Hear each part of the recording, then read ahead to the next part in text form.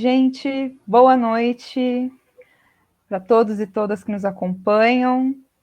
Eu sou Sabrina da Paixão, atualmente estou na direção da ASPAS, Associação de Pesquisadores em Arte Sequencial, e nós estamos agora promovendo o quinto Entre Aspas, encontro que nós estamos tendo, começou hoje, vai até quinta, sexta-feira, com oficinas, mesas de comunicação e 2 encontros ao vivo. Esse primeiro, e amanhã nós temos um próximo que a gente convida logo mais. Então, sem mais delongas, eu vou abrir esse primeiro encontro e passar a palavra para os nossos convidados, convidadas especiais. Essa live, que traz como título também o tema que nós elencamos para esse ano, Quadrinhos e Conexões Intermídias. Nós temos o prazer em receber 2 colegas da Argentina, a Flora Marques e o Sebastián Gago, e, para mediação dessa conversa, o nosso querido Amaury Fernandes.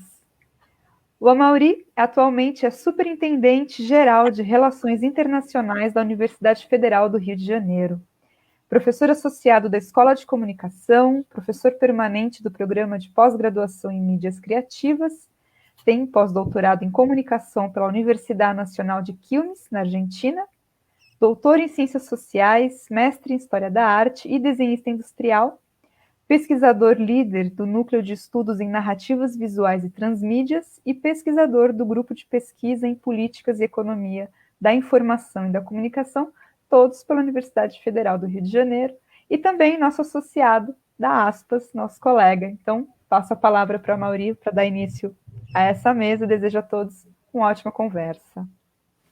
Boa noite, gente. Eu deveria dizer buenas noches.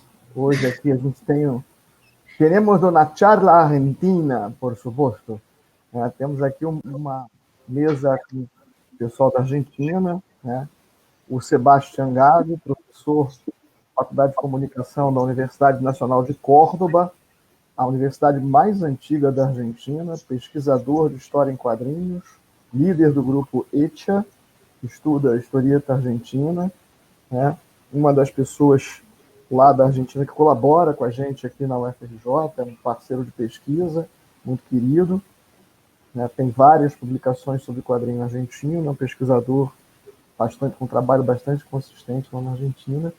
E a Flora Marques, que é ilustradora e cartunista também de Córdoba, na Argentina, La Docta, como o pessoal chama lá a cidade, né? A cidade que tem a primeira universidade argentina, de 1600 e um pouquinho, né? Tem uma universidade com 400 anos.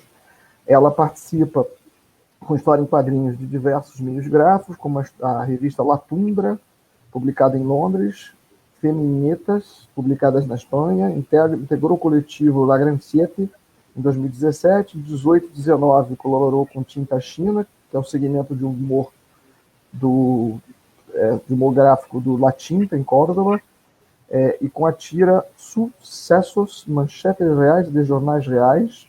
É cofundadora e editora da revista em quadrinho Las Fieras, junto com a artista Lejana.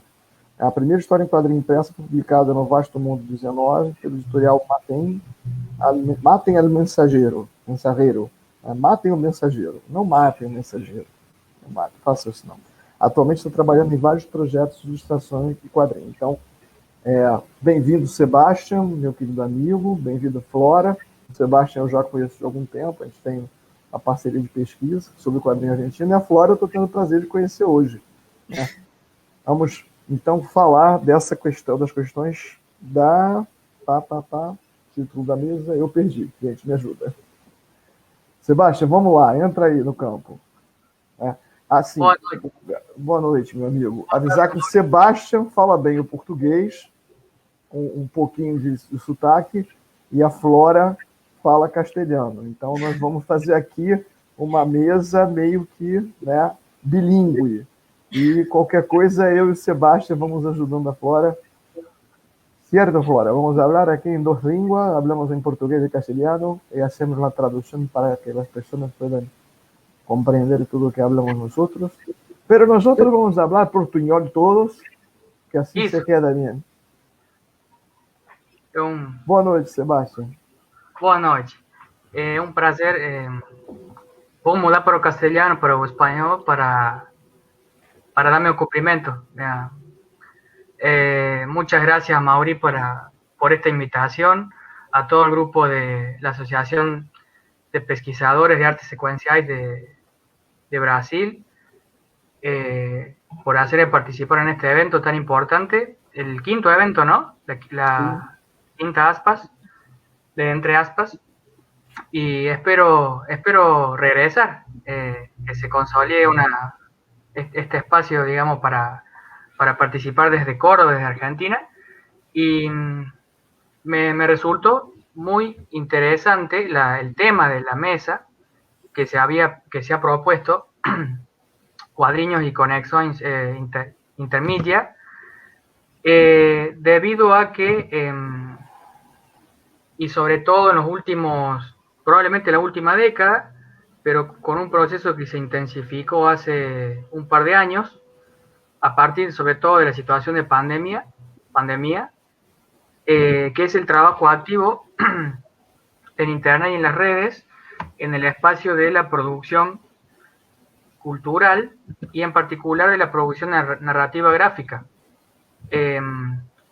Justamente una de las inquietudes que teníamos cuando se organizó esta mesa, esta sala de ponencias, de presentaciones, sería, ¿no? Era justamente cómo la producción de historieta tuvo una fuerte influencia en cuanto a una fuerte influencia de las transformaciones tecnológicas de los medios de producción, digamos. ¿No crees que es mejor que haga un poquito de traducción para las personas? Porque estamos aquí charlando. Si querés que arranco en portugués. Porque assim, é melhor, porque o público é majoritariamente brasileiro, né? Infelizmente, para mim que gostaria muito de estar em Córdoba aí com vocês. Bien. Adoro estar aí na Argentina. Mas assim, o povo aqui, você fala um espanhol muito tranquilo, mas eu tenho certeza que quando você fala de um par de anos, aqui hubo um par de gente que não lo compreende. Né? Então, assim, vamos tentar assim, fazer uma dinâmica que eu possa ir traduzindo devagarinho, porque o pessoal, às vezes, não entende um termo ou outro. Né? Então, o Sebastião estava agradecendo o convite, né, para participar da mesa, dizendo que ele achou a temática dessa migração, dessa interconectividade das mídias, né, como é que o quadrinho tem vindo nos últimos anos. Ele diz que na Argentina já há 2 décadas que você tem esse processo, essa migração do impresso para o digital, né? E ele achou bem interessante poder falar sobre isso, porque especialmente nos últimos 2 anos, e especialmente no último ano, né, com a pandemia, você teve uma intensificação desse processo lá na Argentina. Resumir, e aí vamos fazendo um ping-pong. Agora vou continuar a partir do que você aí deixou, da ideia que você traduziu. Esse processo se dá a partir do último quarto século, os últimos 20 anos.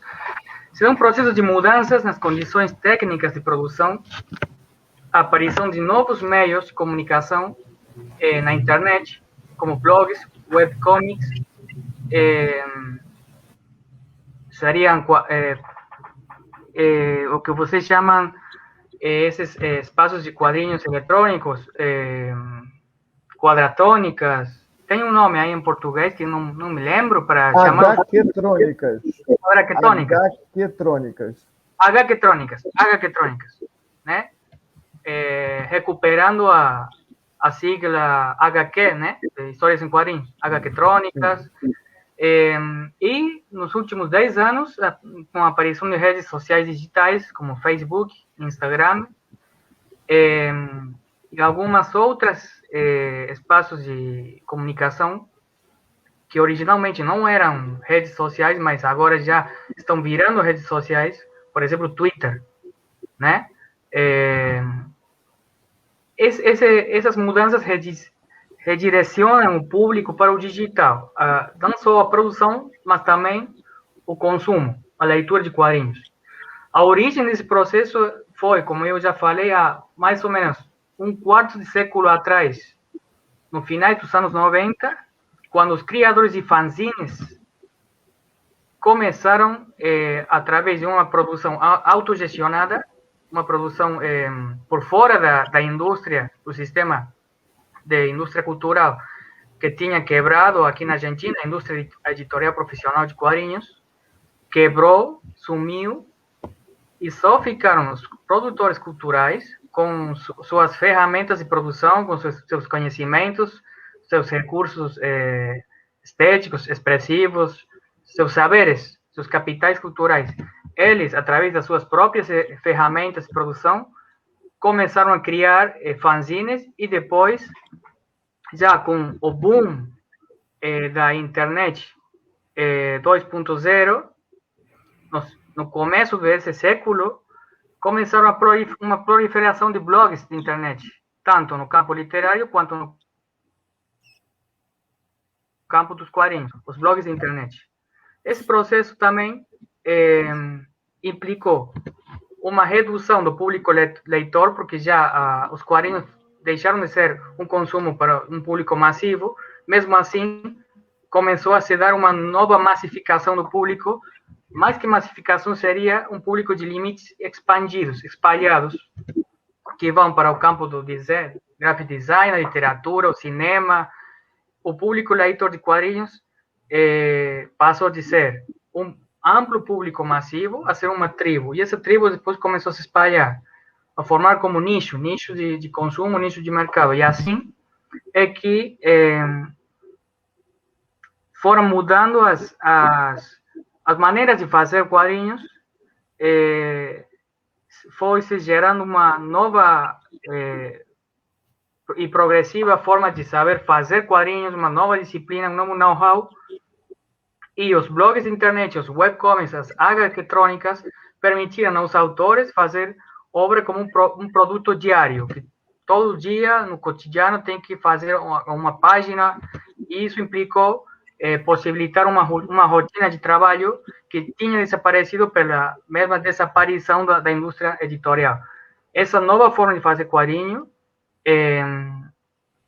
também implicou uma mudança nos gêneros narrativos, porque se deu aqui chamamos giro subjetivo, seria uma virada subjetiva, uma renovação criativa nos temas, os tópicos cobertos, os gêneros, uma amplitude de propostas e estilos, experimentação, um olhar pessoal dos artistas, a figura e a marca de autor, e também um foco recorrente no tema do cotidiano, não? Da vida cotidiana, historieta costumbrista, chamamos nós, autobiografia, e uma, como eu já falei, uma ampliação dos tópicos cobertos nas narrativas, que também entra em correspondência e correlação com o que estava acontecendo no campo literário na Argentina. É dizer, tem uma íntima relação entre a renovação criativa na literatura, tem relação com a renovação criativa que estava se dando no campo da narrativa gráfica. Eu já falei dessa forma que foi se criando de produção, de fazer obra como um produto diário. Esse work in progress implicou, ao menos,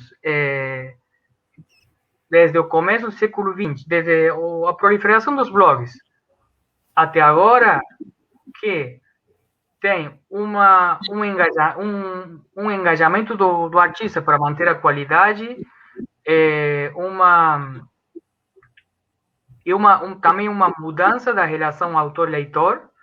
Por quê? Porque nessas últimas décadas se deu um processo de legitimação do campo quadrinístico como uma arte perto da literatura, e isso e também teve a consequência de que essa ideia do quadrinho como um produto massivo, escravo da economia, do sistema industrial de produção cultural, isso já caiu em desuso, mas as tensões entre fazer obra e a profissionalização dos quadrinistas sempre vai existir. Isso isso não deixou de existir. E as novas tecnologias, sobretudo o que é a produção e a circulação dos quadrinhos na internet, gerou uma dinâmica, ao meu ver, gerou uma dinâmica pela qual hoje em dia já se conseguiu transcender essa dicotomia de suporte virtual, suporte impresso. Primeiro, porque nem todas as séries publicadas online, os webcomics, os blogs, vão ser publicadas impresas. Mas isso não significa que não tenha uma existência social, uma visibilidade. Por quê? Porque muitas dessas obras são comercializadas em digital, formato digital. Tem, por exemplo, editoriais e artistas independentes, autogestionados, que oferecem suas obras em formato digital. E o contexto de pandemia, e essa era pós-pandemia que estamos vivendo, tem produzido uma situação na qual tem se reduzido o espaço físico social dos cómics, que era sostenido pelos eventos de cómics, as convenções de cómics, os congressos de quadrinhos, eventos de quadrinhos. Isso já está está no freezer, está frisado, está paralisado. Entende a ideia? Ao estar paralisado, o espaço digital, virtual, ganhou mais protagonismo como espaço de circulação, comercialização e consumo de quadrinhos com novas ferramentas de circulação e comercialização. E acho que a Flora Marques é um caso testigo, um caso testemunha, não sei como é que se fala, um caso que vai ajudar nós. Tá. É um caso típico. Vai ajudar. Isso, um caso típico. Um caso típico que vai fornecer a nosso olhar, as nossas ferramentas, recursos, para chegar ao público objetivo, para fazer circular a obra, para fazer comercializar a obra, os quadrinhos, e assim também o artista conseguir essa visibilidade, reconhecimento, crescimento e sostém ou ganância, recurso econômico que é vital para continuar com essa profissão, essa atividade. Então vamos ver assim. Flora, podemos hablar en castellano un poco y si quieres habla unas 2, 3 frases o hago la traducción, o prefieres hablar despacio y yo te digo que ahora necesito traducir porque no comprende. Como prefieran ustedes. Si quieren hablo despacio y si no, me traducen. Prefiero que hable despacio. Se vai abrindo despacito, vamos fazendo uma charla. Né? O pessoal lá vai falar um pouquinho mais devagar e aí qualquer coisa que eu acho que fica um pouco mais difícil, vocês viram, o Sebastião começou em castelhano, a gente estava aqui brincando antes da live, estava um pouquinho em castelhano, a gente estava os 3 falando castelhano, e aí o Sebastião veio da segunda engrenada no castelhano, depois eu falei, opa, português. Aí ele pulou para português, precisou apertar a tecla SAP. A Flora não fala português, então, na medida que eu acreditar que ficou um pouquinho mais difícil, eu faço um sinalzinho, e aí eu faço a tradução. Tiago, assim, na mano de Iago, la traducción, si quieres que está un poco más difícil para el grupo. Entonces, Flora, la palabra es tuya. Sí, bueno, como decía Sebastián, en mi caso, yo todo lo que diga va a ser mi caso particular, porque creo que hay muchas historias y muchos modos de ver el mundo de la historieta, pero en mi caso particular se dio la situación de que desde que yo empecé a hacer historietas, cuadriños, no tenía en mi panorama mucho la posibilidad de editar con ninguna editorial. O sea, yo siempre percibí que yo era quien tenía que movilizar mi material y no esperar a que venga alguien y que me quiera publicar. Nunca esperé eso. Siempre fui, en ese sentido, bastante autogestiva. Pero esa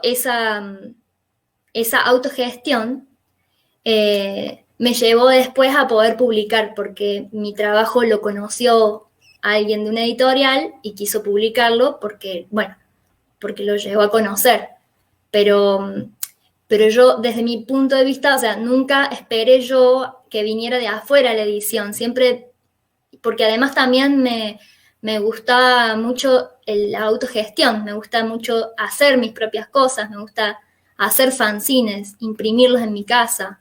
Tiene toda una mística que por ahí el libro ya terminado no lo tiene otra mística aparte. ¿Se entendió? Hablo más despacio.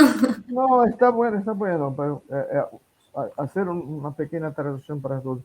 A Flora estava dizendo que ela tem toda uma maneira de produzir própria, né? E agora no final que isso dá a ela uma certa liberdade que numa editorial ela não teria, numa editora ela não teria. E que ela tem uma produção que ela faz questão de fazer na própria casa, com os próprios recursos, de forma a poder ter mais liberdade criativa e poder, né, fazer coisas que no editorial ela não teria como fazer, porque haveria uma crítica e uma certa censura.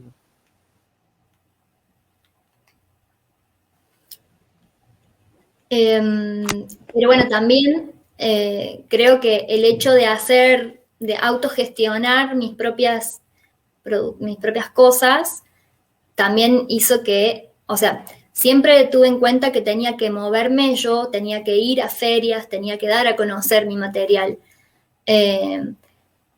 Pero o sea, empecé a hacer historieta en un momento en que ya había herramientas digitales a mano.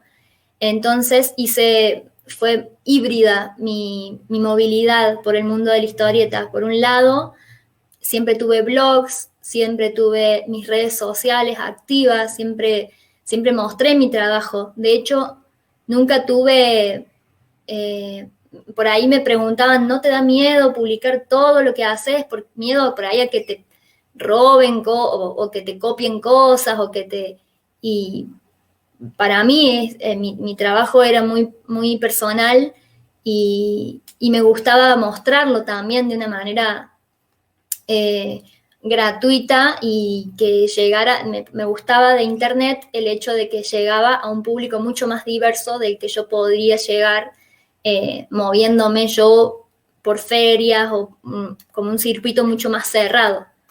Pero siempre hice las dos cosas, siempre equilibré. Então, ela está dizendo que assim, ela sempre quis ter essa liberdade de trabalhar e ela sempre quis alcançar um público maior, coisa que as redes sociais permitem a ela. E ela nunca teve. As pessoas perguntavam a ela se ela não tinha medo de que copiassem, de que roubassem as coisas dela. Ela dizia que não, que ela achava que essa maneira de se mover pelas redes sociais era uma maneira de chegar a um público mais amplo. Mas aí, Flora, me deu uma curiosidade, né? Porque todos nosotros temos hambre. Tenemos que sacar la plata para pagar las cuentas, de cómo hacer esto si usted le pone las cosas en la internet y cómo esta autogestión, cómo hace para que tenga un retorno financiero, para que las personas, usted pueda vivir, né? Eu perguntei a ela, que me deu uma curiosidade de como é que ela faz para ter um retorno financeiro de forma que ela possa viver, porque todos nós temos fome, né? E aí a gente tem que comer. Y eso es algo universal, ¿no? Es muy difícil vivir, por lo menos a mí se me hizo muy difícil vivir de la historieta. No vivo de la historieta, no vivo de los cuadriños, pero considero que no es lo mismo lo digital que lo impreso, ni el público de lo digital, ni el público de lo impreso.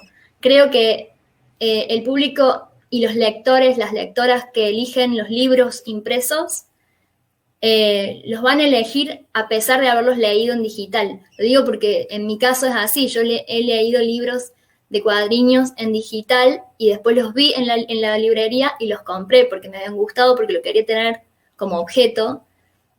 Entonces considero que no es que hay una resta, no quita, me parece. De hecho, al contrario, creo que lo digital funciona como una difusión, como una forma de dar a conocer tu trabajo. Hoy por hoy no muestro todo, absolutamente todo. Hay muchas cosas que las tengo en proceso que ya no las voy subiendo. Antes de más chica, capaz, hacía algo, lo subía a redes. Hacía algo, lo terminaba y lo subía a redes. Y hoy soy más paciente, espero un poco más, tengo más tiempos mucho más, eh, manejo un poco más la ansiedad de lo digital, pero sí siento que lo digital apoya lo analógico y viceversa, y siento que sí. Deixa eu traduzir, a tradução. Então, ela está dizendo que ela não vive exclusivamente de quadrinho, ela acha que ela não tem como viver, mas ela acredita que chegar a um público mais amplo é mais importante do que esse viver exclusivamente de quadrinhos. E que, como ela joga as coisas nas redes sociais, ela tem acesso a um público que ela não teria de outra forma. Né? E isso traz a ela uma realização. E ela está dizendo que ela conhece muitos quadrinhos que ela vê nas redes sociais e, por vezes, passa nas livrarias, né? E vê o quadrinho impresso e diz, poxa, legal, eu li isso daqui, tem o livro impresso, vou comprar para ter em casa. Né? A gente tem muito essa coisa da posse do livro. Né? Isso é normal para quem é desse meio, né, de gostar de ter os livros, então ela estava dizendo exatamente isso. Ela vai lá e compra, e que com o trabalho dela começa a acontecer o mesmo. As pessoas veem no digital, o digital serve para difundir o trabalho, e quando as pessoas encontram esse trabalho nas livrarias, ele tem uma vendagem que é meio que sustentada por essa vida digital. Seguimos, Flora? Seguimos adelante? Igual, de todas maneras, creo que hay como una vuelta ahora, hay como un intento de, porque yo creo que muchas personas como yo, durante muchos años publicaron su trabajo así en blogs, en Facebook, en Instagram. Y ahora me parece que está habiendo una vuelta a querer mostrar este contenido, pero de una manera no gratuita. Me parece que está bueno que se esté empezando el artista y las artistas estén empezando a darse cuenta que el trabajo que hacen es valioso y que tienen y que están dando contenido en las redes permanentemente de una manera gratuita. Entonces hay muchas plataformas que están surgiendo que apoyan este nuevo método de, bueno, muestro mi trabajo, pero recibo algún tipo de colaboración o de aporte o de membresía o de lo que sea que de parte de los lectores o lectoras. Por ejemplo, Cafecito, por ejemplo, Patreon. Hay varias plataformas de este tipo que ayudan a que los artistas y las artistas tengan esta forma de cobrar por lo que muestran.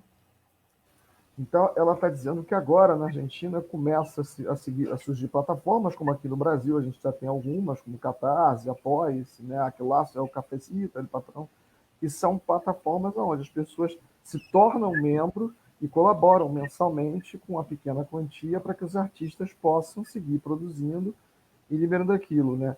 E na vez anterior eu esqueci de dizer que ela antes botava tudo na rede, ela agora já começa a não pôr tudo na rede, ela põe, né, grande parte, mas uma parte da produção ela guarda para que seja justamente essa parte que vai dar acesso ao pessoal que paga lá a membresia, né, que é membro das plataformas e que ajuda ela a poder se financiar. Seguimos.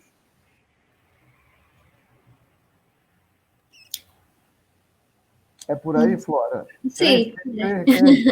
Entonces podemos todos abrir los micrófonos, ¿eh? Acá tendría un poco de ruido, de sonido, porque mi hija se puso a cocinar. Entonces, hace el sonido en la cocina. Sebastián, está cerrado tu micrófono. Isso, desculpa. Eu acho que agora a gente pode conversar meio em português e meio em espanhol, né? O Sebastián fez uma introdução. Eu pesquiso especificamente um autor na Argentina, porque eu trabalho muito com imagem política. Então eu pesquiso o Héctor Germán Oesterheld. A minha pronúncia é horrível, Flora, eu sei. Lo hablo muy mal el nombre de Oesterheld. Sí. Pero No, sí, entendí. Então, esse autor, ele é um dos autores chaves para se entender a produção de quadrinhos na Argentina, ali nos anos 50, 60, ele tem uma importância muito grande, e ele tem a participação na vida política argentina, que a gente vai depois, que me fez me aproximar da Argentina, do ponto de vista da produção de quadrinhos. Isso fez com que eu conhecesse o Sebastião, né? A gente se aproximasse através do Hector, do Roberto von Spector, Roberto von Sprecher. que é o grande especialista de quadrinhos na Argentina, que é uma pessoa ótima. E aí eu comecei a conhecer a produção de quadrinhos argentina. E dá para entender, aqui para o pessoal do Brasil entender o seguinte: ao contrário do Brasil, que a indústria de quadrinhos nunca teve uma solidez muito grande, na Argentina há uma indústria de quadrinhos desde mais ou menos o começo do século XX, uma parte da indústria impressa que é bem significativa, bem mais do que aqui, né? E você tem uma série de produções nacionais da Argentina que sustentam essa indústria. Você tem não só você tem, a gente aqui conhece muito o Quino, né, através da Mafalda, que veio para cá durante muito tempo, mas você tem uma série de produtos de quadrinhos na Argentina muito consolidados, e a respeitabilidade da produção de quadrinhos lá é significativamente maior do que aqui. A academia estuda quadrinhos lá muito mais do que nós estudamos aqui, né? Então, há uma percepção diferenciada do quadrinho na Argentina do que há no Brasil, né? Mas, pelo depoimento da Flora, pelo que habla a Flora, creio que passa lo mismo que passa acá com os atores, com os artistas, se passa aí, né? A gente tem uma semelhança nesse mercado contemporâneo, onde você tem já uma grande produção vinda da internet, a internet, né, os meios, as plataformas digitais e as redes sociais fizeram com que essa produção ganhasse uma série de nichos e as pessoas pudessem começar a pensar a viver de quadrinhos de uma forma mais consistente, aqui no Brasil, tanto quanto aí na Argentina. Os relatos que a gente tem aqui, Flora, lo que hablan los artistas de acá, Flora, se pasa lo mismo que se pasa con ustedes. Se intenta vivir de cuadrinhos, pero es necesario que se haga, que se tenga una otra actividad que pueda dar sustentación financiera para la vida, porque solamente la producción es lo que uno se obtiene con los padrinos, con la historieta en la internet, no es suficiente para que podamos vivir de esto en específico, né? Então, assim, eu estou tentando fazer um resumo do que todo mundo falou e passar para a Flora, né, um pouquinho do cenário aqui, para ela não se sentir, para que você não se sinta tão mal, porque acá se pasa lo mismo con nosotros. Hay una cercanía muy grande y para nosotros los brasileños es muy bueno que tengamos una charla con autores argentinos, porque el contacto con la industria cultural de cuadrinhos en América Latina, acá en Brasil, no es tan grande quanto quisiera que fuera.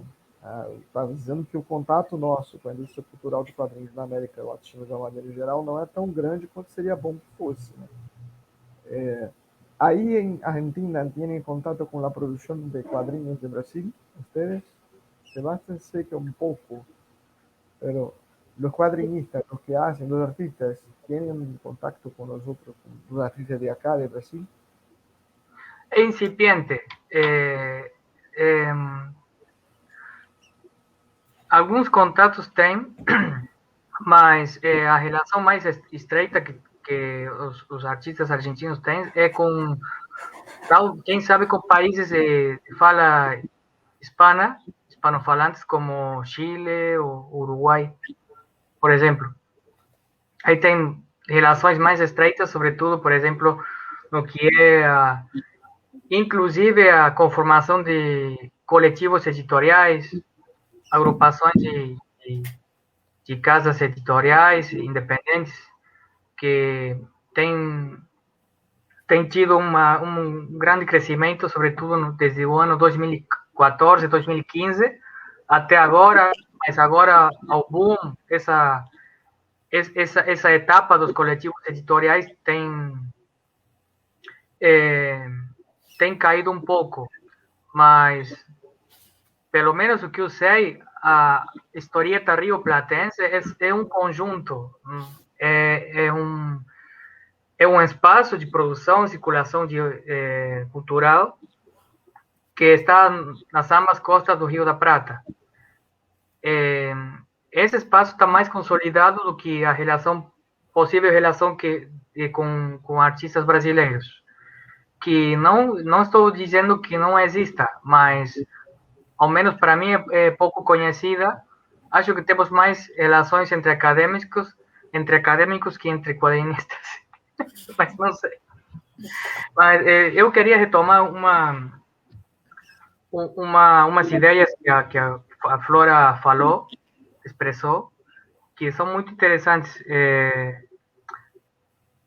e que em uma oportunidade eu li uma entrevista a um roteirista de quadrinhos argentinos, Carlos Trillo, falecido há mais ou menos 10 anos. Foi um roteirista muito importante da história da historieta argentina, dos anos 70 até os anos 2000 e pouco. E ele falava assim, um jornalista perguntou para ele, numa entrevista, né? Essa entrevista foi feita no ano 1999 por um colega da equipe de pesquisa que eu integro, que se chama Ivan Lomsakov.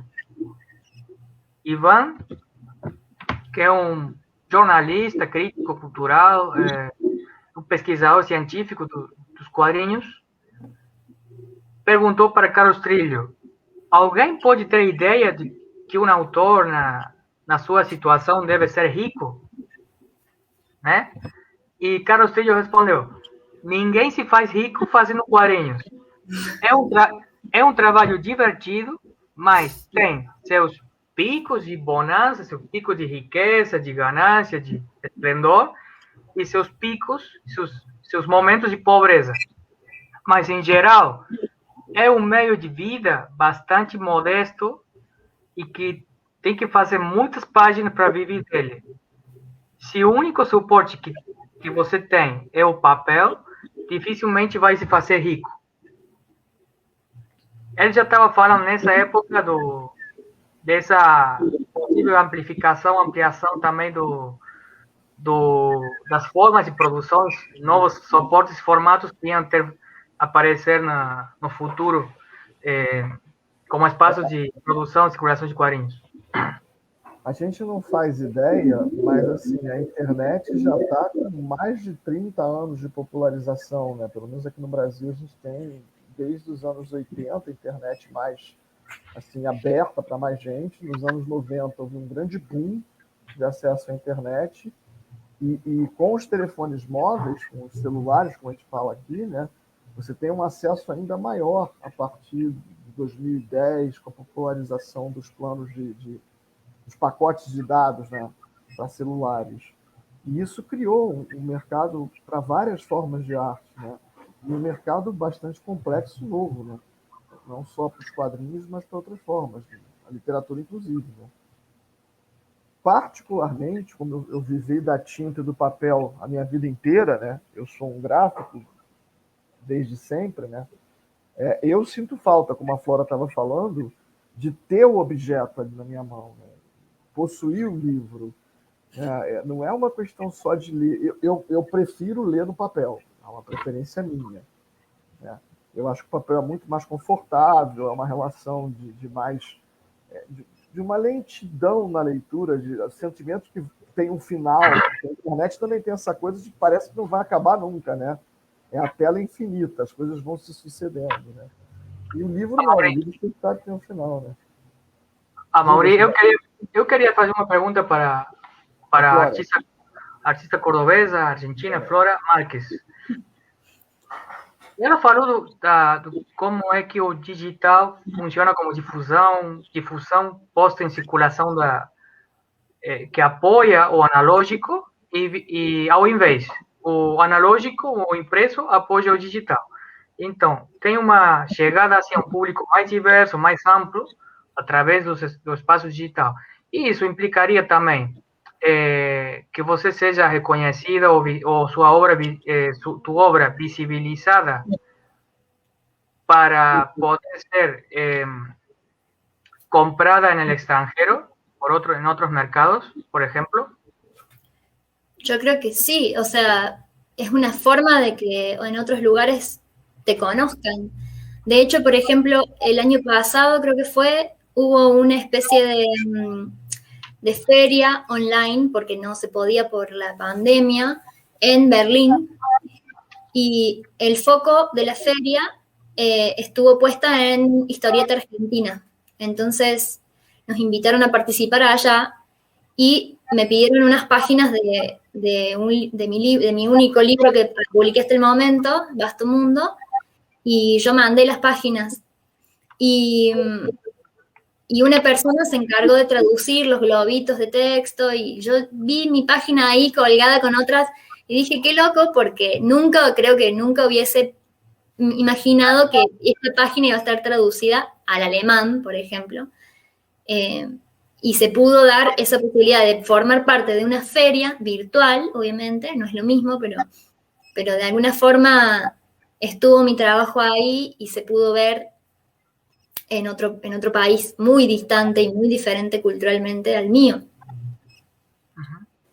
Bom, então só traduzindo aqui, fazendo a tradução, o Sebastian perguntou à Flora se essa relação entre o analógico, né, o impresso e o virtual facilitava na divulgação da obra dela pelo mundo, a introdução da internet é algo que se pode expandir para o resto do mundo. Né? E ela falou que sim, que durante a pandemia agora ela teve um convite para falar num encontro que houve com um público alemão, e as pessoas que convidaram ela traduziram o quadrinho dela para o alemão e disse, poxa, eu nunca tinha pensado em ver meus textos, meu quadrinho com o texto todo em alemão.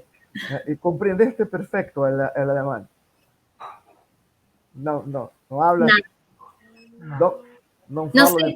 No sé qué pusieron en los globitos, pueden haberlo traducido de cualquier manera, nunca me voy a enterar, jamás. Ela está dizendo que ela não sabe o que traduziram nas legendas, né? Então que pode ter posto qualquer coisa que ela não vai descobrir nunca. Nunca. Passa lo mismo conmigo con el alemán, no consigo comprender, pero y así, creo que lo que facilita la integración, como hablaba Sebastián, en los mercados del Río de la Plata, tanto en Uruguay como en Argentina, la comercialización de textos, es porque acá en Brasil no tenemos lectores de español. Necesitamos hacer la traducción para portugués. El público que lee en español es muy pequeño acá. Y por más increíble que pueda pensar uno, para muchos es muy difícil comprender el español. A mí siempre me sonó como algo muy cercano, pero creo que amigos argentinos dicen que es más difícil, y los españoles hablan lo mismo, para uno que habla castellano, aprender a hablar el portugués, porque hay una diferencia de fonemas muy grande, lo que para nosotros que hablamos portugués, aprender el español, porque para nosotros hay una diferencia menor, son menos fonemas que necesitamos aprender para comprender la lengua. Creo que yo nunca estudié español, aprendí porque empecé a leer español, a oír música argentina, entonces aprendí a hablar. Nosotros hablamos aquí que uno como yo es mucho cara de pau, ¿comprende? Cara dura. Cara dura, sí. Entonces, como tengo una cara dura muy grande, empecé a hablar, hablaba con errores, pero hacía una corrección, amigo, hacía una corrección y empecé a hablar un poco mejor. Entonces creo que esto de tener un mercado de lengua española muy grande en América Latina, nosotros somos los únicos que hablamos portugués, crea una barrera. ¿Qué piensa, Flora? ¿Que hay esa barrera de la lengua que puede atrapar un poco a tu obra acá en Brasil? ¿O crees que si hacemos la traducción, la contemporaneidad en los temas que tratas, van a poner a tu obra al gusto de brasileños desde que puedan leerla en portugués? Depende de la obra, me parece. Por ejemplo, el Tu libro obra. Hablaba de tu obra en específico, de tu trabajo. por eso, pero digo, de mi trabajo depende cuál, porque, por ejemplo, el libro que edité con la editorial Maten al Mensajero se llama Vasto Mundo y es como las temáticas son universales, es como se habla de la soledad, de la muerte, de la amistad, es como, creo que no hay lugar donde no se pueda entender. Hablar de estos temas. Claro, pero por ejemplo, ahora estoy haciendo un diario en historieta, que es es como un diario, mi cotidiano, en formato historieta, lo voy subiendo a Tumblr, después si quieren les comparto la pantalla. No sé, porque son como por ahí muy temáticas muy personales, muy del lugar donde vivo, no sé cuánto puede llegar a... Pero qué sé yo, esas cosas nunca se saben, me parece que... Sí, pero ¿no crees que hay una cuestión? Hay cuestiones que son universales, mismo en la Sí, biografía, ¿no? y de Yo hecho, pregunté, sí, yo como lectora leo cosas de distintos lugares del mundo y no me cuestiono si entiendo o no entiendo, yo lo leo y lo disfruto, o sea que creo que sí, que la lectura es así. eu Flora, perguntava para a Flora, né, porque a gente estava conversando aqui um pouco antes, como é que seria essa integração da historieta argentina aqui com o Brasil, não só da Argentina, né, do quadrinho argentino, uruguaio, chileno, e o Sebastião estava dizendo que há uma circulação maior entre os países de língua hispânica, entre as produções nacionais, do que há com o Brasil. E eu perguntei à Flora se ela achava que era a barreira da língua. E ela falou que provavelmente, eu perguntei se nós traduzíssemos para o português o quadrinho dela, se ela acha que as temáticas que ela aborda seriam temáticas bem-vindas ao público brasileiro, que o brasileiro aceitaria com facilidade. Ela disse que alguns quadrinhos, sim, dela, né, o álbum maior que ela publicou, chamado Vasto Mundo, que aborda temáticas como a amizade, a morte, a solidão, coisas que são temas muito universais, ela acredita que sim, mas que o que ela está produzindo agora, que é um quadrinho mais autobiográfico, eu acho que talvez, por estar mais localizado nas temáticas cotidianas dela, ficaria mais difícil, né, do público brasileiro se integrar. Pero creo que no, porque tenemos, yo que viví ahí en Argentina y vivo aquí en Brasil, creo que tenemos muy más similitudes. Nosotros no tenemos, los brasileños no tenemos una percepción muchas veces de cuán latinos somos nosotros, de cuán cercanos a los argentinos, los uruguayos somos nosotros. Pero somos muy cercanos a ustedes. Lo que nos separa creo que es solamente la lengua, las realidades son muy cercanas. La realidad de América Latina es toda una realidad muy cercana, muy próxima. Vivimos siempre los mismos temas y volvemos siempre a los mismos temas, todos nosotros, es muy cercano. Un poco distinto. Aquí en Brasil mismo tenemos distinción en lo que habla el pueblo más, que vive más al norte, más al sur, en la diferencia incluso en la manera de hablar el portugués. Pero somos todos latinos, esto es latinoamericanos, esto es una identidad que necesitamos construirla en conjunto, todos nosotros. Y creo que esto que habla ahora aquí Carlos, no podemos ficar respuestas para volver la espalda a la producción latinoamericana. Nosotros brasileños, hacer un pequeño esfuerzo para volver un poco más al mundo hispánico y integrarnos un poco más. Creo que sería muy interesante. Podemos pasar a las cuestiones, creo yo. Tenemos sí, ya como que 50 minutos de live. yo quería hacer una consulta para Flora, una pregunta. Modo de lengua. Flora, vos haces autobiografía, un género que con esa mirada subjetiva que estábamos hablando recién, que fue uno de los géneros más fuertes en la cuadriños contemporáneos de Argentina, y yo noto que cómo introducís elementos de fantasía en tus relatos gráficos autobiográficos. ¿Cómo definís vos el género o el tipo de historieta que vos haces vos, digamos, dentro del rubro autobiográfico?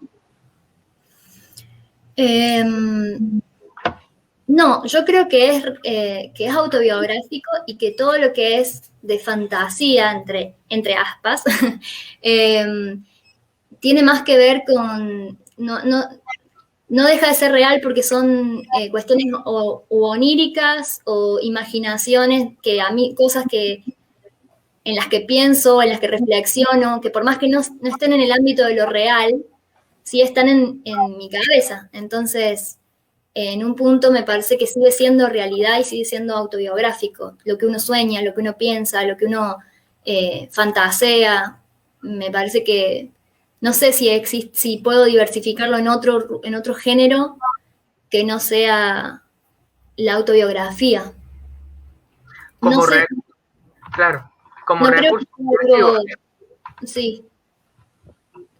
Lo que sí uso mucho son metáforas visuales que pueden llegar a dar como la sensación de que me fui de la realidad, pero en realidad sigue siendo realidad. Lo que pasa es que estoy hablando de algo pensado o de algo soñado o de algo reflexionado o de algo que imagino que puede llegar a pasar y que no pasó, pero está en mi cabeza, entonces sigue siendo, me parece, lo que uno piensa y lo que uno imagina sigue siendo autobiográfico y sigue siendo realidad, me parece. Não. Então vamos tentar fazer a tradução rápida aqui, né? O Sebastian perguntou se, como na obra recente da Flora, ela introduz uma série de elementos de fantasia, né? Ela considera que segue sendo autobiografia. E ela falou que sim, né? Que aquilo que uma pessoa imagina, aquilo que a pessoa sonha, aquilo que a pessoa pensa como possibilidade da vida dela e que ela vai trazendo ali através de uma série de metáforas visuais para a obra dela, é parte da realidade dela. Então, se é parte da realidade dela, é parte da autobiografia dela, ainda que seja algo que é imaginado, que não é concretamente, objetivamente posto no real, né? E ela faz essas fantasias como parte da maneira dela refletir no quadrinho aquilo que internamente o processo dela de construção como ser humano vai montando ali como realidade, às vezes uma realidade muito interna e não externa, né? É uma realidade que ela externaliza talvez através do quadrinho e não necesariamente, né? Acá temos uma realidade que neste momento que pensamos muito en esto, en crear una realidad de fantasía para nosotros, porque la realidad acá con la pandemia se queda muy dura. La realidad en las calles es una realidad muy compleja. Brasil tendría una historia de ser un país donde las cosas se pasaban de una manera con más amistad. En este momento hay una realidad muy conflictiva acá, hay mucho conflicto en la realidad. Brasil en ese momento se encuentra aún un poco partido en diversos Brasis distintos, né? Ai, vamos lá, gente. A Natália está dizendo aqui que ela acha que as temáticas que ela aborda super interessantes, pelo que me parece, ela segue a linha de produção na qual utiliza elementos autobiográficos na obra. Ela acha isso fantástico e muito acessível ao público.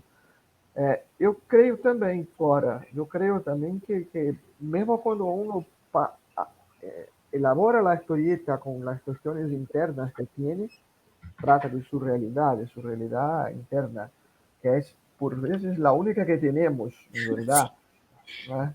No creo que Sí. la realidad que está afuera de nosotros sea una realidad. Hay cuestiones filosóficas que tratan de esto, hay autores filosóficos que tratan que la realidad se pasa en verdad para cada uno de una manera muy sencilla, muy personal. Y creo que acredito que si hiciera una traducción de tu obra acá para el portugués, tendría una posibilidad muy grande de ser bien sucedida desde el punto de vista económico, porque son, como hablaba, son realidades muy cercanas, las de ustedes y de nosotros acá, con todos los problemas y las realizaciones, las felicidades, las dificuldades, las facilidades, são muito cercanas. Eu estava dizendo para ela que se a gente fizesse a tradução da obra autobiográfica dela, como a Natânia falou, que é bem interessante, as realidades de Brasil e de Argentina, por quem conhece de perto as duas, sabe que elas são muito próximas, não tem uma distância tão grande, né? Assim, são realidades econômicas e profissionais e de construção da identidade muito próximas. O que difere um pouco é a língua. Então, eu acredito que se a gente traduzisse a obra da Flora aqui no Brasil, ela seria bastante bem aceita, né?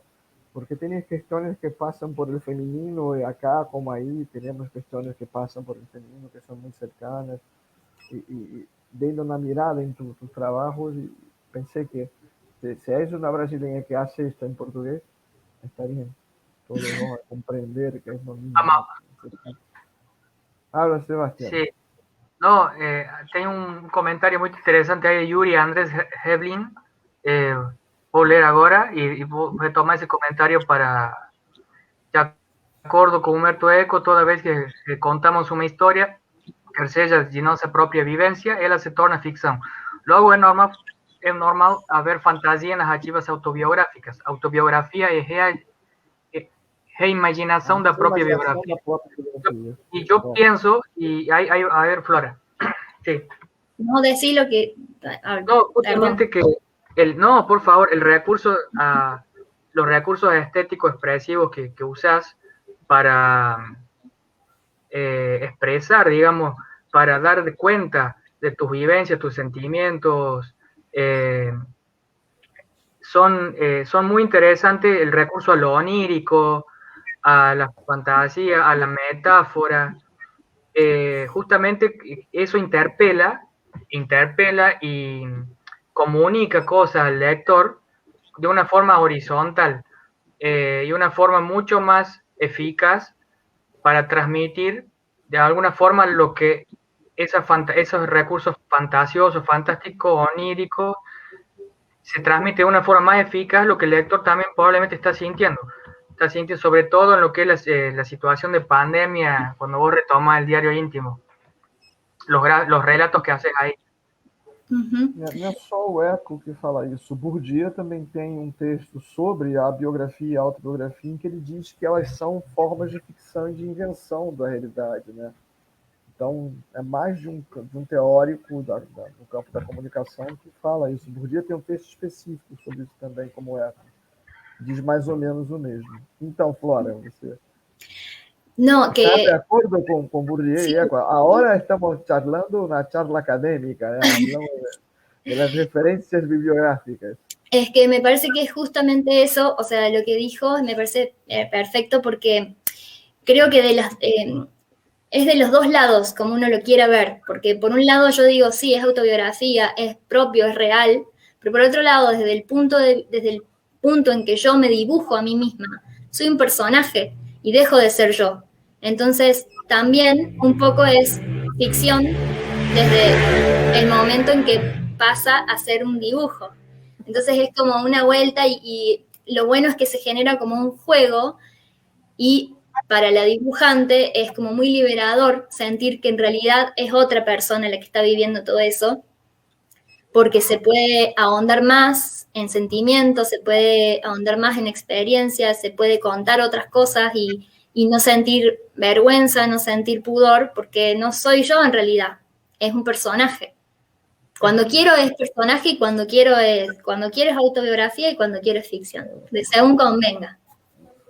Então, a Flora está falando que ela tem mesmo essa visão, né, de que assim, ali tem uma construção ficcional também e que ela pode se aprofundar mais em certas coisas sem sentir vergonha, sem se sentir, né, assim, porque em certos momentos é uma ficção realmente, é o personagem que está passando por aquilo, por mais que seja algo que ela tenha pensado ela mesma, não são coisas que ela vivencia diretamente o tempo todo, né? E que ela também estava falando que, de certa forma, esse limite entre o ficcional e a realidade, para ela, é mais cômodo, porque quando uma coisa que ela... Não, isso daqui é o personagem, ela pode separar e dizer, não, isso não sou eu, isso é o personagem. Por mais que eu esteja desenhando a mim mesma, né, que eu me use como modelo do personagem, né, tem coisas ali que são do personagem. Né? Nosotros todos somos personagens, uns mais ricos, outros menos ricos, uns más guapos, otros menos guapos. Desde el momento en que uno cuenta algo que te pasó a una amiga, a un amigo, ya no es realidad, es una ficción desde el punto de vista de que vos le estás poniendo tus detalles, para mí siempre es ficción en realidad.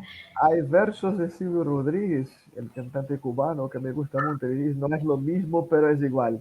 Sí, Sim.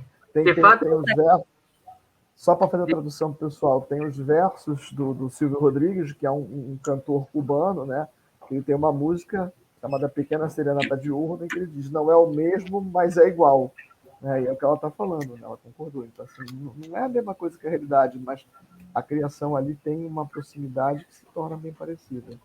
Né? Amaury, de Gente, fato, que saudade, como me extraña estar lejos de Argentina y poder ahora sentar en Córdoba para tomar un café con ustedes, unas yo extraño medialunas. Brasil, la playa, Sí, saudade. saudade, saudade. la praia. Agora tá todo mundo falando que tem saudade, tá um no país dos outros aqui. Eu gosto muito de estar na Argentina, de tomar um café, comer uma meia luna, que é um pãozinho típico lá, doce, conversar. E ela tá dizendo que ela sente saudade da praia aqui no Brasil. Né? Pero, ¿conoce Brasil? Sí, ¿Conoce Brasil? Sí. Arriba adoro. también. Adoro Brasil. ¿Usted piensa que hay esta proximidad que estoy hablando yo entre nosotros y ustedes? ¿También se siente así? Acá, cuando está en Brasil, siente que es como parte de Argentina también. Como ahí también las similitudes son muy grandes. Mm. ¿Usted también se siente así? Sí. Sí, yo no entiendo, nunca entendí por qué a la gente en general les cuesta, hay como esa barrera de lenguaje, como, está en portugués, no entiendo, cuando en realidad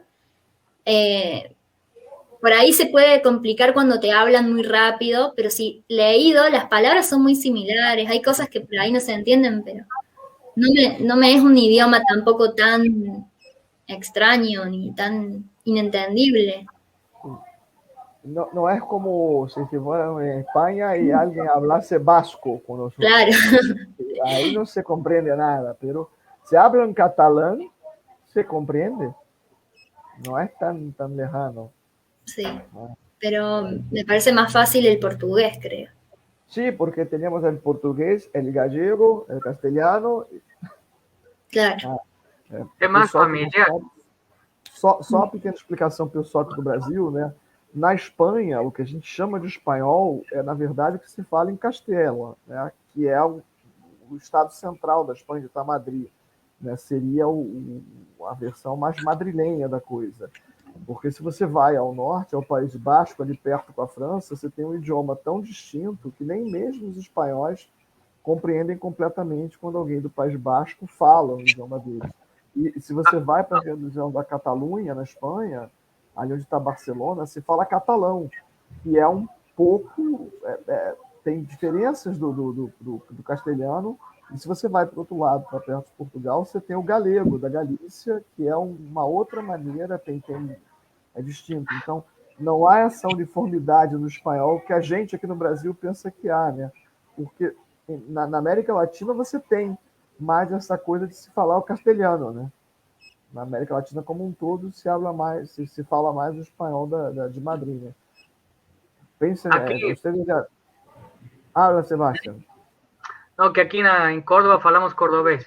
Não, eu fiquei com uma inquietude, uma ideia que Flora tinha falado antes, que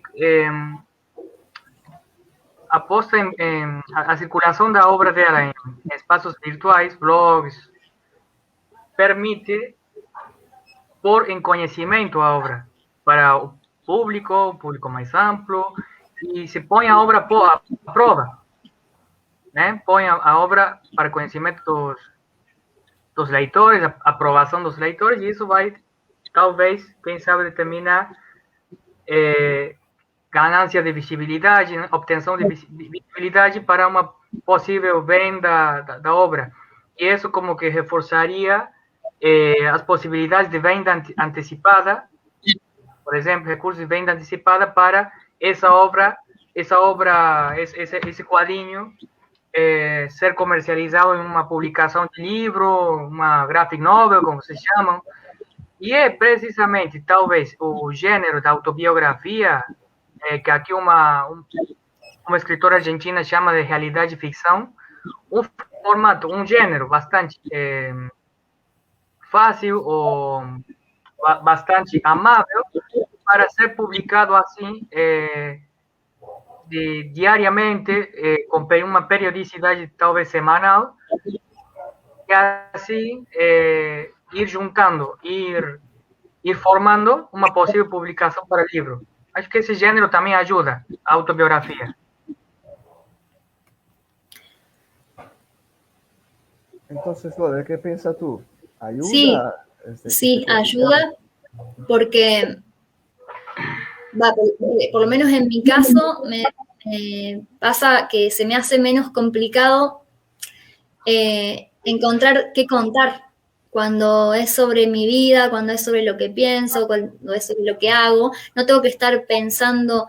es como que ya tengo una base de inspiración que no tengo que buscar, que ya está dada.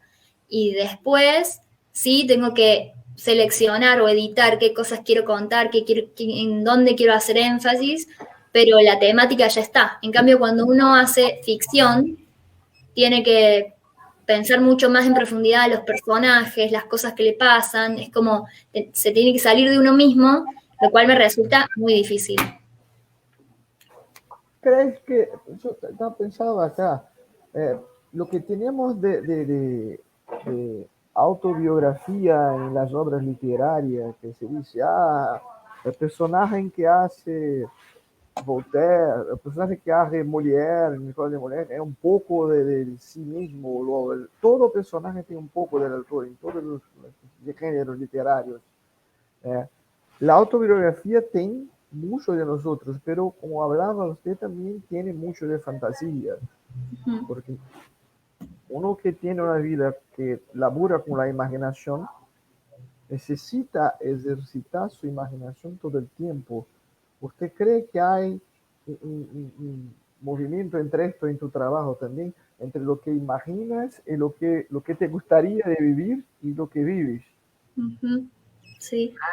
De hecho, me pasó algo muy gracioso que cuando empecé a hacer el diario, fue en agosto aproximadamente del año pasado, plena pandemia, no había para hacer nada, estuve encerrada en mi casa todo el tiempo. Entonces, el primer episodio, que lo llamé Pandemia y Amistad, es básicamente conversaciones mías con una amiga por WhatsApp, o cosas que soñaba, o libros que leía.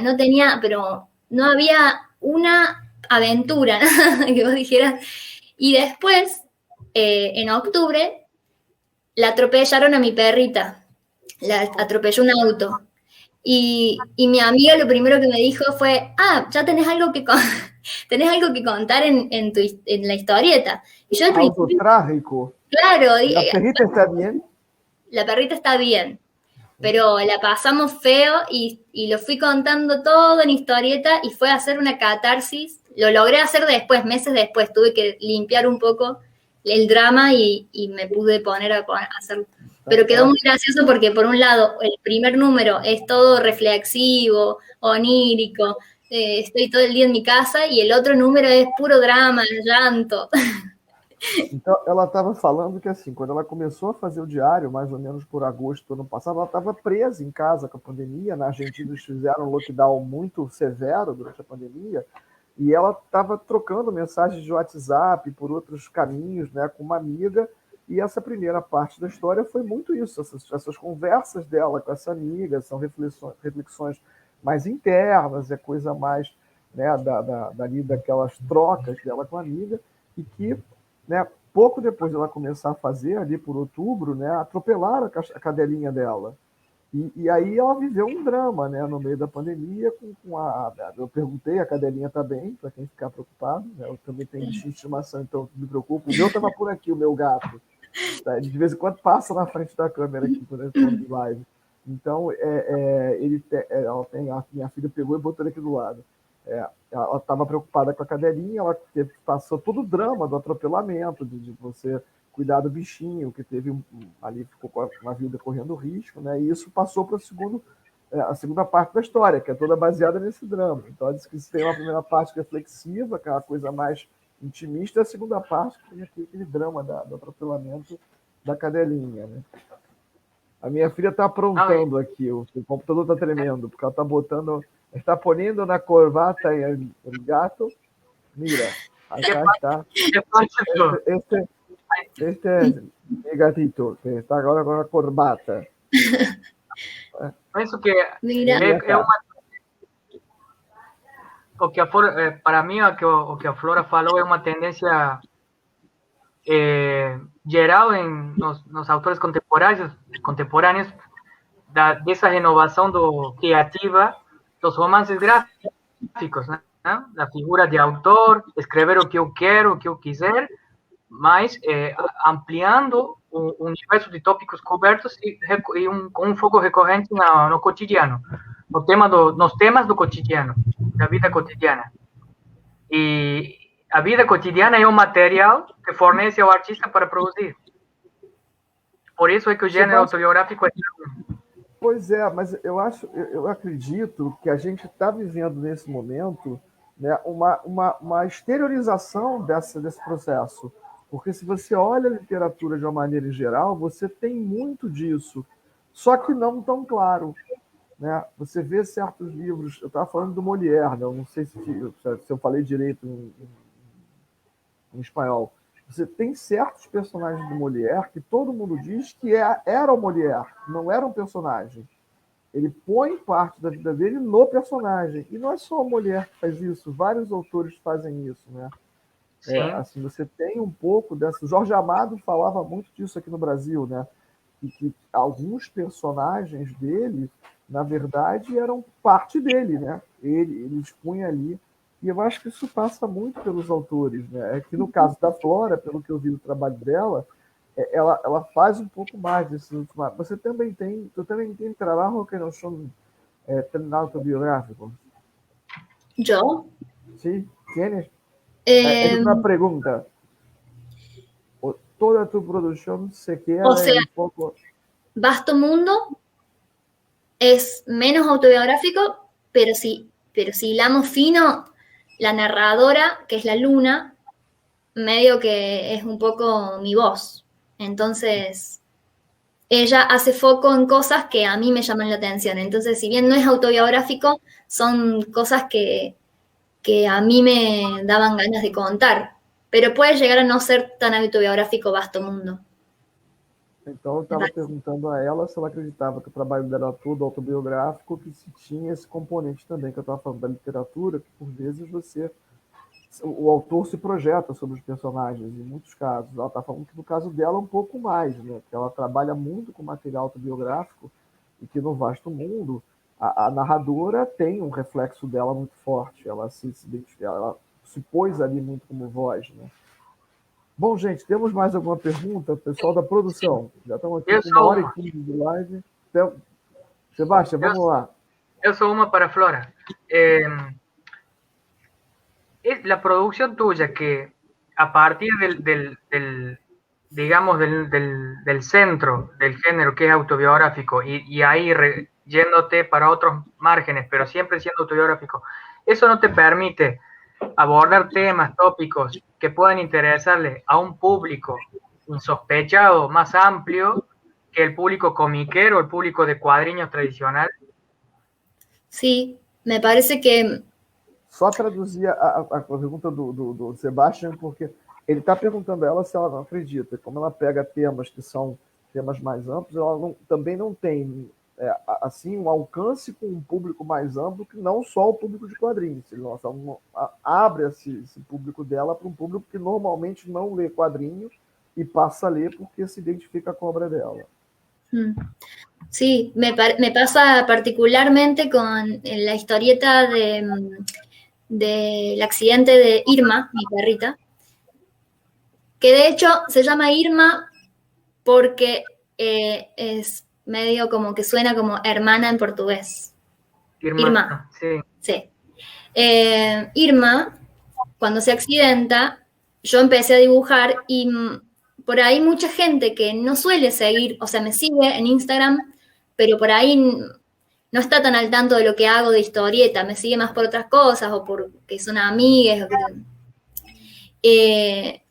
Con esto del tema de la perrita accidentada, hubo un público muy empático con el tema animal que se sumó, que están alteradísimos necesitando que yo termine ya este episodio y que se resuelva porque lo están pasando mal. Entonces es como un ejemplo ese. O por ejemplo, no sé, si escribo sobre algo que leí y por ahí hay gente que lee, porque a mí me gusta también mucho la lectura, la literatura, entonces por ahí escribo un poco de los libros que leo y hay gente que lee, entonces también hay un público nuevo ahí, lectores que se pueden sentir como identificadas. Yo creo que sí, hay como una posibilidad de ampliar porque la autobiografía tiene adentro muchos géneros, eso está bueno, es como se puede hablar de cualquier cosa desde el punto de vista personal, entonces me parece que es una forma también de llegar a un público más diverso. Flora, acá se tiene una visión de que la historieta es algo para los niños, no es algo para adultos.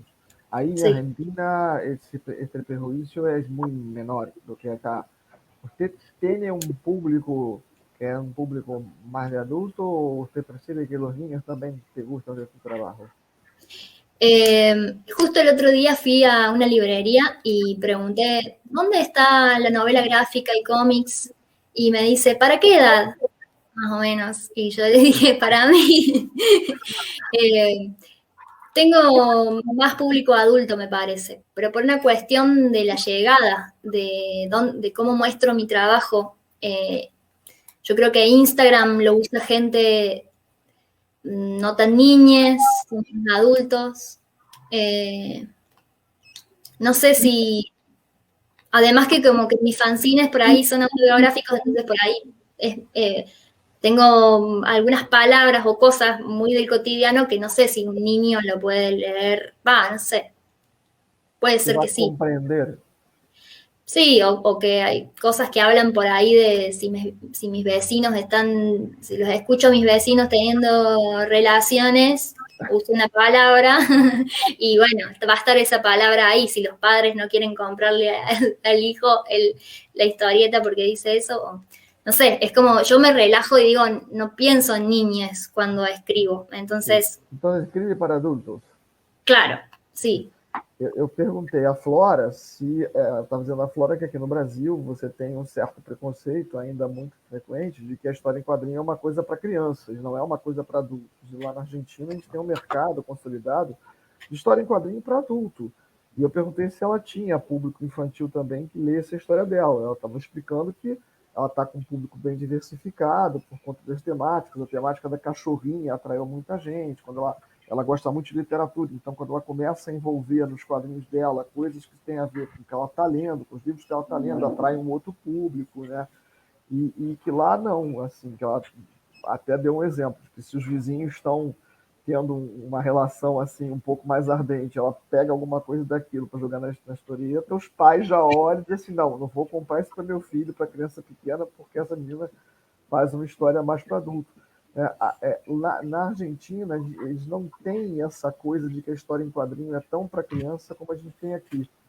E na Europa também você tem uma produção de história em quadrinho que ela é destinada a um público mais adulto, mais maduro, que a criança olha e nem se interessa, porque são temáticas do mundo adulto, né? Então, a Flora tem essa temática também, que é mais adulta, apesar de vez em quando pegar ali uma criança ou outra que gosta, especialmente por La Perrita. En especial por La Perrita, las crianças devem ter, se quedam todas preocupadas. Então, a cachorrinha dela é que deve fazer sucesso entre as crianças, fica todo mundo preocupado, pedindo que ela acabe logo o episódio, saber se a cachorrinha está bem ou não. E uma coisa interessante que ela falou, que a cachorrinha se chama Irma, porque soa como irmã em português. Irmã, hermano, né? Hermana. E ela botou Irma, né, o nome da cachorrinha, porque é uma forma afetiva de dizer que é uma irmãzinha que está ali. É tu hermanita, Martica? Sí. Se pasa lo mismo aquí con los gatos. Tengo uno que mi Irra tiene 23 años, pero por veces parece que tiene 10. Você pegou a cara e lo puso aqui. Gente, mais alguma pergunta? Pessoal da produção, aí produção, mais alguma pergunta? Eu não Estamos aqui tenho, com 1h20. eu não tenho mais perguntas, excelência. Sebastião, Flora, assim, tem alguma obra tua que a gente possa botar aqui para o pessoal ver? Algum trabalho teu que esteja preparado? Tem a Instagram dela, floramarques.com. Aí nos comentários. Vai nos comentários aqui, né? O site da Flora, floramarques, marques com z.com.ar, lembrando que ela é argentina, então não é .br, é .ar. E o Instagram Flora Marques. Eu vou tentar adicionar você depois para seguir você no Instagram. Eu sou muito ruim de Instagram. Minha filha diz que eu só uso o Facebook, que é coisa de velho. Né? A gente já está nesse momento que as redes sociais... Eu, quando falo que eu usei Orkut, o pessoal ficou horrorizado. Né? Eu comecei lá no Orkut. Na verdade, eu comecei antes do Orkut, né? No ICQ. Mas aí já é coisa de gente bem mais velha. Né? Amaury, Sebastião. quando Ivan Lomsakov estiver no Rio, vai levar Vasto Mundo, o livro da Flora. Ele tem pela beca, a bolsa do programa Escala. A gente tenta ver também, a gente tem um evento de quadrinhos que nesse momento não está acontecendo, que é a Semana Internacional de Quadrinhos, e a gente já trouxe bastante gente da Argentina, Flora. A gente traz artistas, a gente junta o pessoal da indústria editorial, os pesquisadores e o pessoal que produz quadrinhos. Né? Eu acho que o evento tem esse diferencial. E a gente, se a gente conseguir voltar à normalidade, trazer as pessoas, a gente pode... Eu vou conversar com o Otávio, a gente organiza, de repente traz você aqui para o Rio para hacer una charla y hablar de tu trabajo aquí en la universidad, que es un evento. Sebastián estuvo en uno de ellos, ha visto que íbamos a traer Iván Losakov acá, pero la pandemia la pandemia nos bloqueó a todos. Bloqueou a todos. A gente ia trazer para cá, para o FRJ, um outro pesquisador, o Ivan Losakov, lá de Córdoba também, estava tudo acertado. Ia um pesquisador nosso a Córdoba, o Mário Feijó, e acabou que a gente, com a pandemia, tudo isso se postergou indefinidamente. Né? Ahora está sin data, sin fecha para hacerlo. Amaury, diga, Sebastián. Quero agradecer a Natânia Nogueira, professora Nogueira, de Leopoldina, Minas Gerais, aí, pelo convite, por ter convidado nós, a Flora e a mim também. E fomos muito bem tratados, ela sempre a com Sabrina sua... também, que está presidindo a Aspas. Sabrina Paixão também. Sabrina Paixão é a pessoa. Fico muito agradecido. Tenemos que ir todos a Leopoldina, porque allá hay un regalo, hay una cosa maravillosa de se comer que se llama rocambole de torresmo. Entonces, además hay la aguardiente que tenemos allá, que es muy buena. A cachaça essa bem assim, amarelinha. Tenemos que sentar un día allá en Minas Gerais con ustedes para charlar de las cosas, beber y comer. E um cafezinho mineiro também. E um queijo mineiro também. Amaury também. El dulce de leche de Minas, que también es buenísimo. Doce de leite, sim. Não, queria também atender uma pergunta aí de Stefano Bahia, que perguntou o que é a viveza criolla.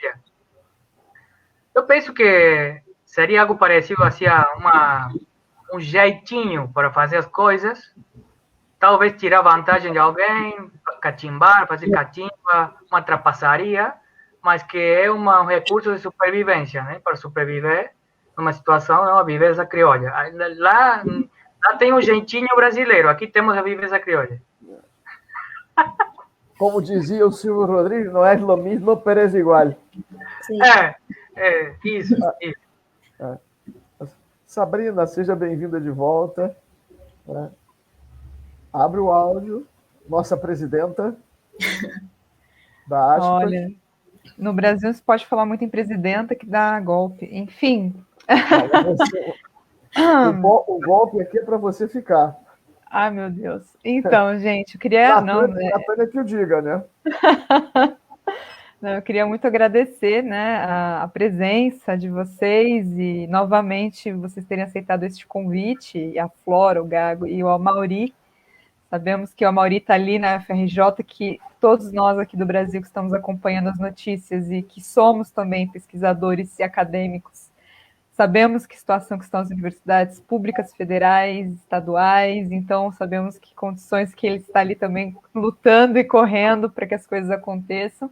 E aí, muito amigavelmente, ele topou ser mediador desse encontro, então eu já agradeço muito.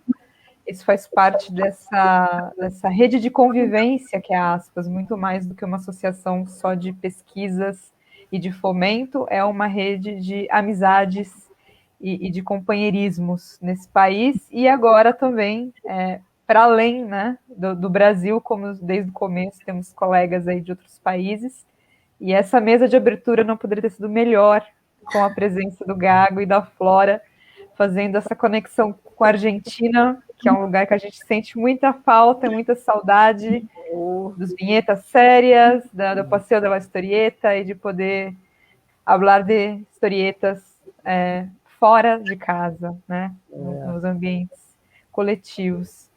Se vocês quiserem, né, eu não quis entrar aqui para encerrar assim também, mas podem fazer suas considerações finais, se quiserem fazer uma última palavra também para a gente encerrar. Fiquem à vontade, aí eu deixo depois, eu volto para fazer o convite para amanhã. Gente, olha só, eu queria dizer que eu agradeço muito o convite do pessoal da Aspas para mediar essa mesa. A minha vida acadêmica foi engolida pela minha vida administrativa na UFRJ, né? E eu mal estou conseguindo ler, e dirá escrever. Tá sendo, é bom ao mesmo tempo, que a gente está tendo uma oportunidade de trabalhar bastante pela universidade, de ampliar as relações internacionais. Agora ele veio espontaneamente. Estamos aqui, esse é o Lindoso, passando, tá vendo? Passando aqui na frente da câmera. Então, assim, a gente tem essa oportunidade de ampliar as coisas aqui, de batalhar pela universidade pública. Nisso a gente é muito irmanado com a Universidade Argentina, nessa luta pelo ensino público gratuito, né? E essa proximidade com a academia argentina sempre é muito boa. Uma academia muito rica, uma tradição muito grande cultural, com autores fantásticos. Eu trabalho com um quadro de autores teóricos da Argentina, que gente aqui, o pessoal pouco conhece, né? É parte dessa integração da latinidade, né? A gente entender, a gente pode dialogar com os teóricos que estão aqui do lado da gente, e dialoga muitas vezes muito melhor, né? E é uma academia fantástica. Uma academia fantástica. Eu fiz meu pós-doutorado lá em Quilmes, tenho muitos amigos em Quilmes, em Buenos Aires, na UBA, né? Lá em Córdoba, pessoal de Uncuyo, lá em Mendonça. Tem uma relação boa também com o pessoal da Universidade do Litoral, lá em Santa Fé, já estive lá em Santa Fé. Assim, eu tenho um sangue meio argentino aqui, um coração que é metade argentino. Não sei se vai gustar a Flora, a Sebastián sei que não lhe gusta, sou hincha de River, porque mi mejor amigo en Argentina es River, fanático por River, entonces me voy al Monumental con Santiago. Santiago me debe una ida al Monumental para ver una pelea de Gil en la cancha.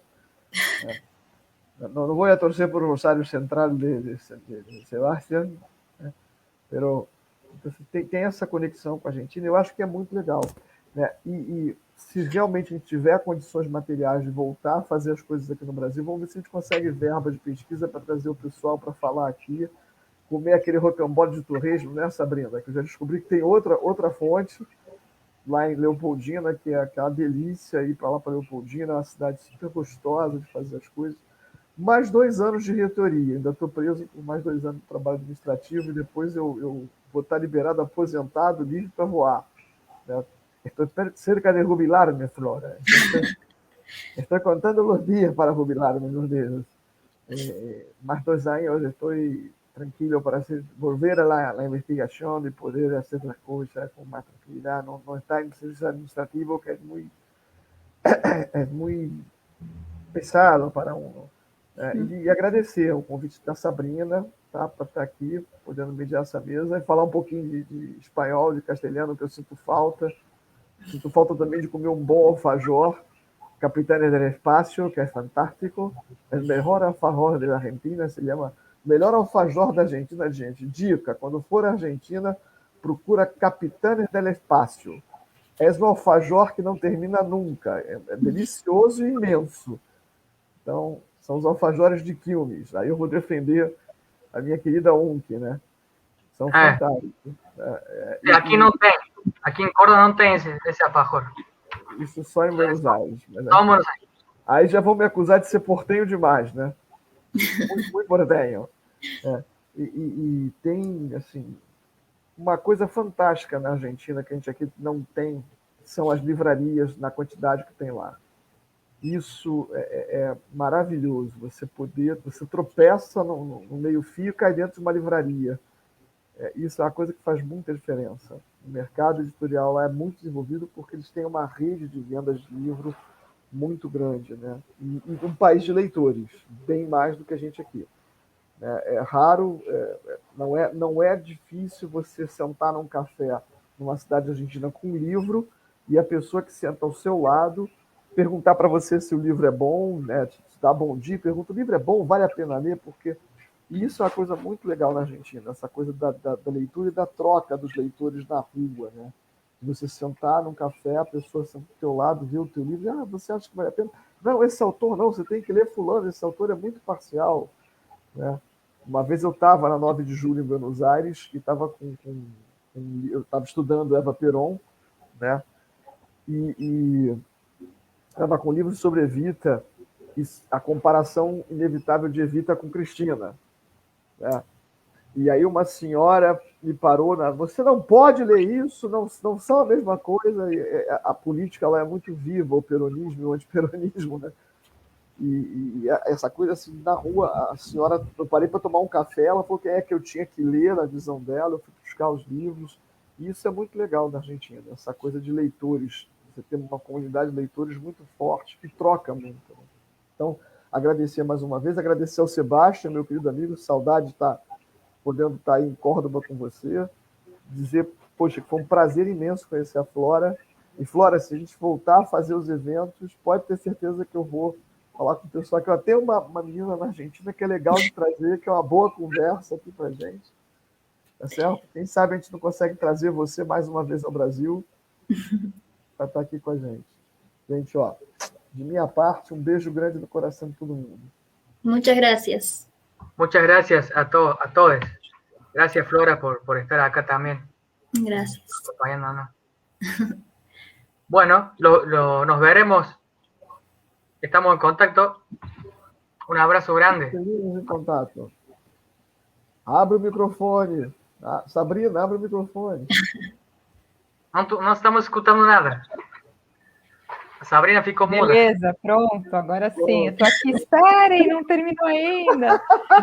Mas dá um tchauzinho sim, eu tô encerrando, porque eu tô deixando aqui o convite de novo para conhecer o trabalho da Flora.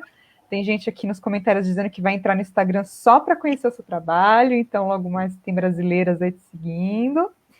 E queria agradecer a presença de vocês, Flora, Sebastião Gago e Amaury Fernandes, e deixar o convite para todos e todas que estão nos acompanhando para a mesa de amanhã, quinta-feira, dia 27 de maio, também às 19 horas, aqui horário de Brasília. No Facebook da Aspas, a gente vai falar sobre publicar-se, bastidores da editoração em quadrinhos, com a Kátia Ana, o Guilherme Smê e o Thiago Modenese, 3 associados também, que a gente tem o prazer de ter na Aspas. Eu vou estar mediando essa conversa, então muitos do que foi discutido aqui hoje também vai aparecer ali sobre essas questões de publicação, autopublicação, editoração, financiamento coletivo, com nossos artistas, roteiristas, quadrinistas brasileiros. Deixo o convite para vocês estarem com a gente aqui amanhã. E logo mais essa live também vai estar disponível no YouTube da Aspas. Então acompanha e segue a gente lá no canal da Aspas. Todos e todas, agora uma boa noite e até a próxima. Agora sim, gente. Tchau, tchau. Tchau, tchau. Gente. Tchau, Muito obrigado.